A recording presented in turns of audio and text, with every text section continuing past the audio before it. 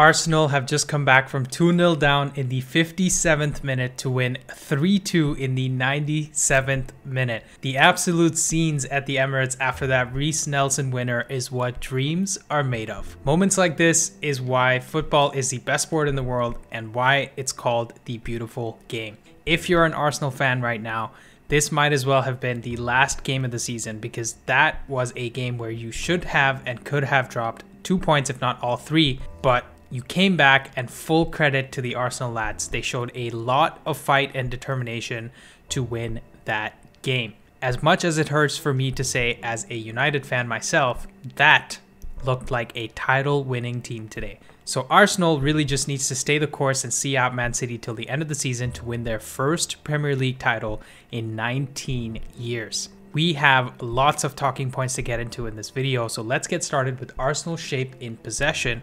And as always, don't forget to drop a like on the video and subscribe to the channel to never miss out on content just like this. So Arsenal had 81% possession in that game, and my research tells me that it's tied third for most possession in Premier League history. And ironically, they're tied third with Man City, who beat them last season 5-0 with 81% possession. It's really hard to imagine that that same team is now dominating the league just one season later. Kudos to Mikel Arteta.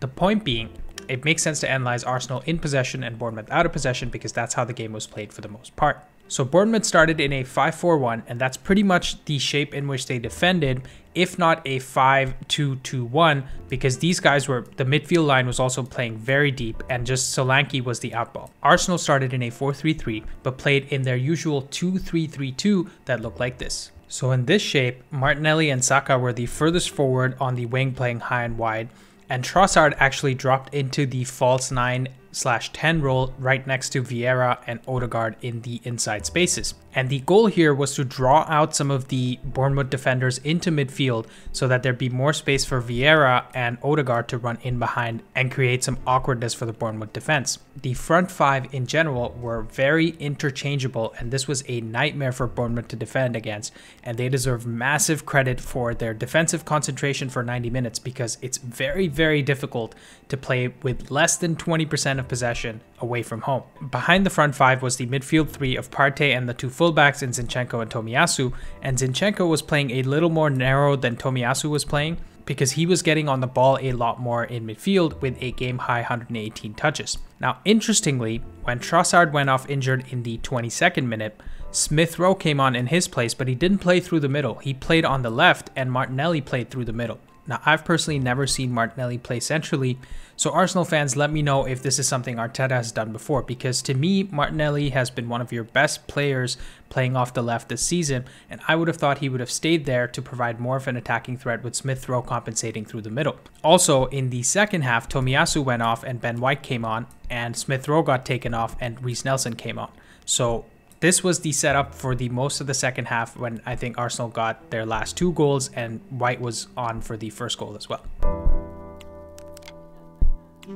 Now we have to talk about that goal by Billing in the first half because it comes straight from the training ground, and Gary O'Neill and his team deserve massive credit for this. We start by Solanke kicking off, and notice how there are 5 Bournemouth players on the left-hand side and just 1 on the far side. As Solanke plays it back to Rothwell, he plays it first time out to Ouattara on the right wing, and as Ouattara receives it, notice how Bournemouth are 3v3 down Arsenal's right-hand side. And Arsenal aren't really expecting anything dangerous to happen here, so most of them are focused on what's happening on the other side. As Ouattara dribbles forward, Bournemouth are now 3v4 through the middle, and pay attention to Thomas Partey's movement here, because he takes a few steps from where he was a second ago into the edge of the box here, anticipating a cross from Ouattara down this lane. But Ouattara actually gets it onto his right foot and squeezes a pass through the middle between Martinelli and Zinchenko towards Gabriel and Solanke here. Now notice how Billing is already in behind Partey, and in case the ball squeezes through these 2 players and gets into its regular trajectory, Billing will be in space against Ramsdale. It ends up taking a slight touch off Gabriel, and Billing gets straight through on goal and scores past Ramsdale, and there's no chance for Ramsdale to save it. Now this was a bit of a shock goal to start the game. There's really not much Arsenal could have done to prevent this. Perhaps Partey or Tomiyasu could have done a better job of tracking Billing's run, but you're not really expecting this to happen in the first 10 seconds of the game. And immediately, Arsenal are under massive pressure because Man City already beat Newcastle 2-0 earlier in the day, and this was a must-win for Arsenal to stay ahead in the title race. Now Arsenal go through the rest of the first half trying to get back into the game, and while they had most of the possession and lots of shots on Bournemouth's goal, they were neck and neck with Bournemouth in terms of XG. And Bournemouth could have been 2-0 up inside 20 minutes with that Billing cutback for Solanke that Ouattara eventually ended up shooting straight into Ramsdale in the 20th minute. And of course, the second half started with Senesi scoring from that corner kick, which is a clear tracking error from Thomas Partey, which makes Arsenal go 2-0 down in the 57th minute. Now from this point on, 3-2 looks like a long shot, but Thomas Partey makes up for his mistake just 5 minutes later by scoring himself. And we'll look at that goal right now. We start with Saka taking a corner into the box. As it swings in towards Neto, he opts to punch it instead of catching it.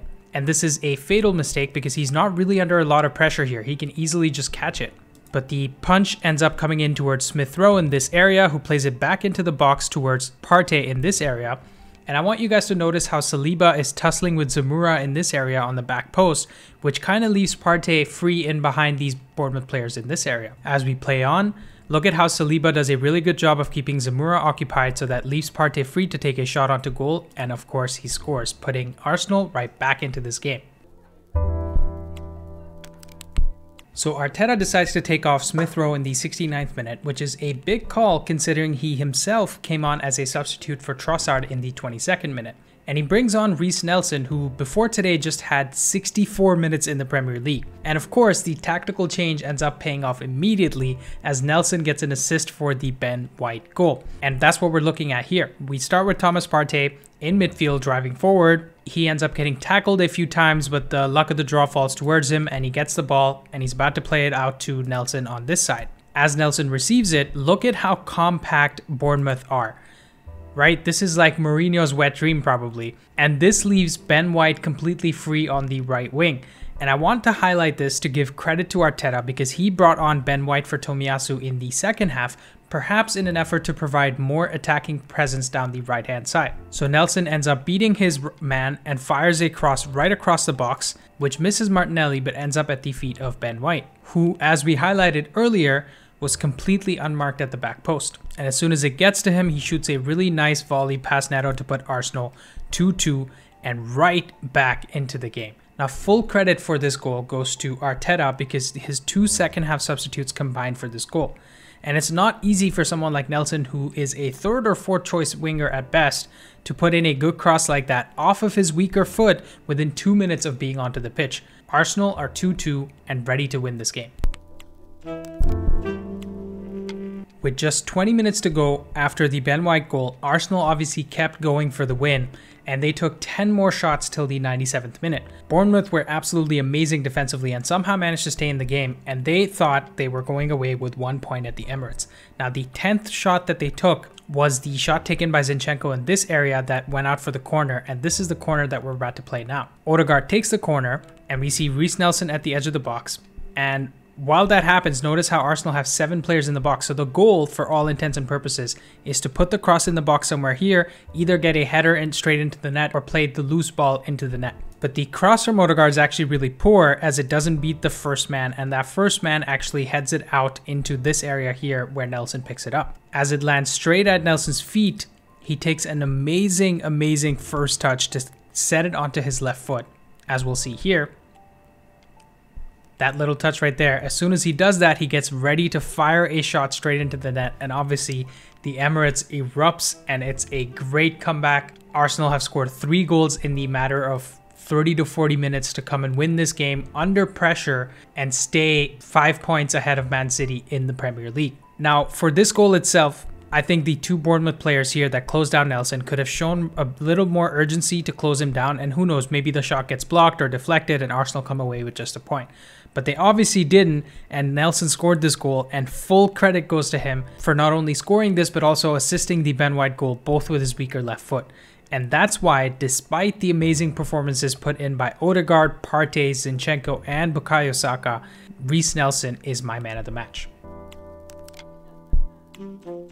So in closing thoughts, Mikel Arteta deserves a 10 out of 10 for giving this Arsenal side so much belief. They have consistently come up against different challenges this season, and each time they have passed with flying colors. Honestly, they are giving Man City a taste of their own medicine, because every time you think they're going to drop points, they keep winning, just like City did with Liverpool for 2 or 3 seasons in a row. In terms of standout performances, I think Odegaard, Partey, Zinchenko, and Saka deserve massive praise for this game. All 4 of them had over 100 touches.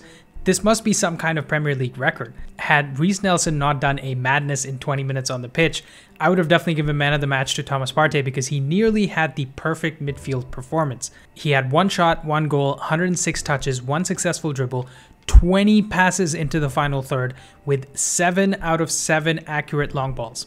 He also had 3 tackles attempted and won 2 of them, 2 clearances, and 12 ball recoveries. And quick shout out goes to Fabio Vieira as well, because his performance will go under the radar a little bit because he didn't really get a goal or an assist, or wasn't really all over the pitch, but he was consistently making runs into the box off the ball in wide areas and the inside spaces on the left hand side to make space for Martinelli, Smith Rowe, Zinchenko, and Reiss Nelson when he came on. It's really not easy to replace someone like Xhaka in this form, in this team, but I thought he did really great. Arsenal fans, what do you think? Was Reiss Nelson your man of the match? How excited are you about the league title race at the moment? Get in the comments below with your thoughts. Thank you guys for watching. Like and subscribe if you enjoyed, and I'll see you next time.